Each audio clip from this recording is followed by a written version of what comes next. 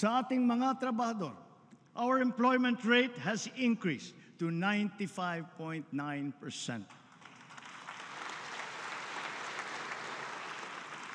We also saw a significant increase in high-quality jobs.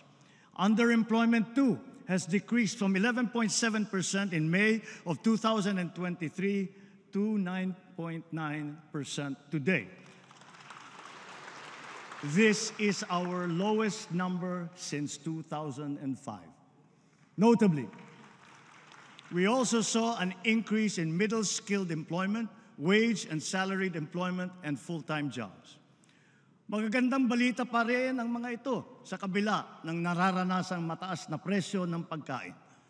Bukod sa paglikha ng trabaho, pinalalakas din natin ang kakayahan ng ating mga mamamayan, lalo na sa panahon ng kanilang kagipitan.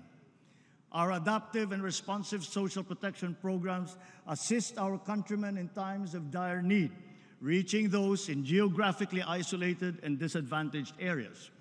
More importantly, these programs seek to develop their productive potential and bridge their capacities towards self-sufficiency. With a noble aim of breaking the cycle of poverty across the country, the Pantawid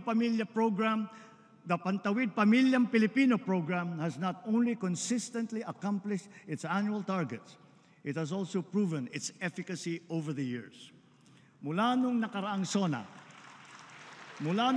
SONA, mahigit 420,000 pamilya ang nag-graduate sa programa. Ibig sabihin, sa tulong ng 4Ps, mas gumanda na ang kanilang kalagayan at kakayahang makipagsapalaran sa laban ng buhay. Sa katunayan, mahigit 4,000 graduate ng 4Ps ay nasa hanay na ngayon ng mga lisensyadong guro. At hindi lamang yun, 35 sa mga top-notcher ng sari-saring mga board exam na idinaos nitong nakalipas na 2 taon ay nagmula sa mga pamilya na benepisyaryo ng 4Ps.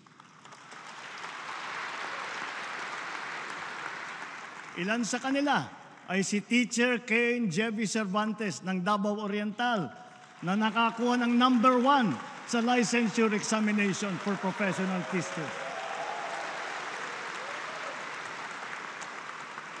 Isa rin si Engineer Alexis Alegado na nanguna sa Civil Engineering Board exam noong Abril ng nakalipas na taon.